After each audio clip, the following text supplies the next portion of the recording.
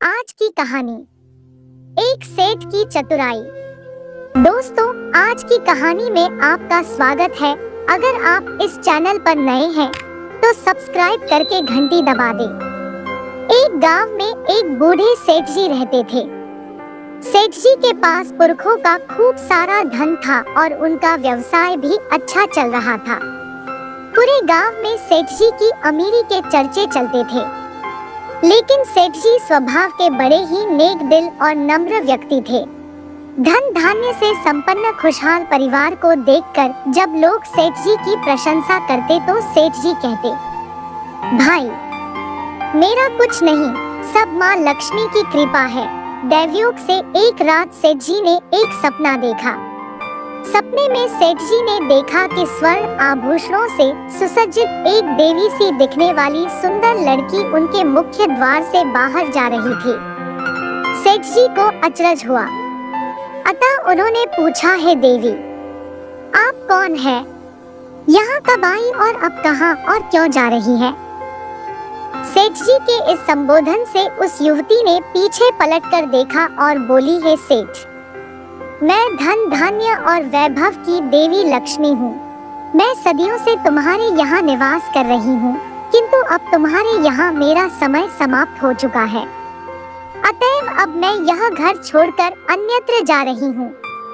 लक्ष्मी जी बोली, है सेठ, तूने हमेशा मेरा सदुपयोग किया है। गरीबों की सहायता की, जनहित में कुएं, तालाब, गौशाला, संतों की सेवा, ज्ञान मंदिरों का निर्माण आदि अनेकों धार्मिक कार्य तूने मेरी कृपा से किए हैं। तुम्हारे इन महान और चिरकाल तक पुण्य देने वाले कार्यों से प्रसन्न होकर मैं तुझे वरदान देना चाहती हूँ। अतः अपनी आवश्यकतानुसार तू जो चाहे सो मांग ले। अब तक तो दूसरे लोग सेठ जी की तारीफ करते थे, लेकिन अब जब माँ लक्ष्मी सेठ जी की प्रशंसा किए जा रही थी तो सेठ जी का हृदय आनंद से झूम उठा। आंखों से आंसू बहने लगे। अब सेठ जी को लग रहा था कि उन्होंने वाकई लक्ष्मी का सदुपयोग किया है। अतः भावातिरेक में रुद्ध कंठ से सेठ जी बोले, हे माँ, आपके दर्शन करके और वीणा से मधुर वचनों को सुनकर मैं धन्य हो गया। अतएव मुझे अब कुछ नहीं चाहिए। मेरा जीवन सार्थक हो गया। अब मैं संतुष्ट हूँ। लेकिन यह तो सर्वविदित है कि देवी शक्तियाँ जब दर्शन देती है तो कुछ न कुछ तो अवश्य देती है।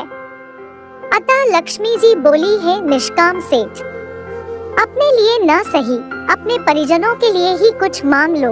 तब सेठ ने कहा, ठीक है, मेरी 4 बहुएं हैं, कल उनसे पूछकर बताता हूँ। अतः कल तक के लिए आप रुक जाइए। सुबह सेठ जी ने उठकर अपनी 4 बहुओं को बुलाया और कहा कि रात को लक्ष्मी जी मेरे सपने में आई थी और एक वरदान मांगने को कहा। मैंने कुछ भी मांगने से मना कर दिया तो उन्होंने परिजनों के लिए मांगने का आग्रह किया। इसलिए अब तुम ही बताओ, मुझे क्या मांगना चाहिए जिससे तुम्हारा मनोरथ सिद्ध हो? पहले सबसे बड़ी बहू बोली, पिताजी, लक्ष्मी जी तो अब जा रही है, पता नहीं हमारे भावी दिन कैसे होंगे। अतः आप उनसे अन्न के भंडार भर जाने को कहिए ताकि हम कभी भूखे नहीं मरे। फिर दूसरी वाली बोली, दीदी, अन्न के भंडार कब तक रहेंगे? अन्न तो सड़कर खराब हो जाएगा। मैं तो कहती हूँ सोने चांदी से तिजोरियां भरवा लेनी चाहिए, जिसे बेचकर अन्न और रुपए पैसे सब खरीदे जा सके। इतने में तीसरी बोली, दीदी, इतने सोने चांदी की रक्षा कौन करेगा? इससे तो अच्छा है रुपए पैसे मांगे जाए ताकि बैंक में जमा करवा के निश्चिंत हुआ जा सके। आजकल तो सब कुछ रुपए पैसे से खरीदा जा सकता है। सबकी बात सुनकर सबसे छोटी बहू बोली, पिताजी, अगर लक्ष्मी जी जाएगी तो उनसे कितना ही धन मांग ले, वो भी नहीं टिकने वाला और धन दौलत वैसे भी हमेशा रहने वाला नहीं है। यदि हम अपने बच्चों के लिए ढेरों धन छोड़ेंगे तो वह अहंकार और आलस्य में कोई काम नहीं करेंगे, धन का दुरुपयोग करेंगे जो अलग। अतः आप लक्ष्मी जी से कहिएगा कि हे देवी, आपको जाना है तो जाइए, किंतु इतना वरदान देते जाइए कि हमारे घर में हमेशा धार्मिकता का वातावरण बना रहे, साधु संतों और सज्जनों की हमेशा सेवा होती रहे, सभी परिजनों के हृदय में ईश्वर की आस्था बनी रहे, सभी में आपसी प्रेम और अपनत्व का भाव हमेशा बना रहे।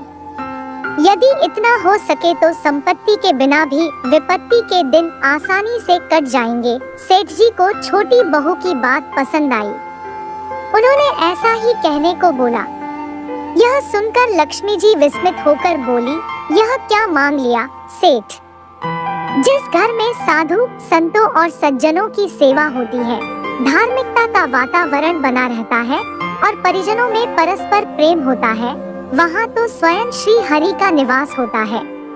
और जहाँ श्री हरि का निवास होता है, उसे तो मैं चाहकर भी नहीं छोड़ सकती, क्योंकि मैं तो उनके चरणों की सेविका हूँ। यह वर मांगकर तुमने मुझे इसी घर में रहने को विवश कर दिया है।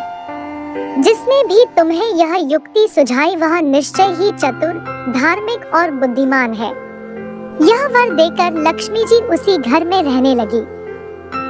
आज का सुविचार। महान सेवा यह है कि हम किसी जरूरतमंद की इस तरह मदद करें कि बाद में वह अपनी मदद खुद कर सके। जय श्री श्याम।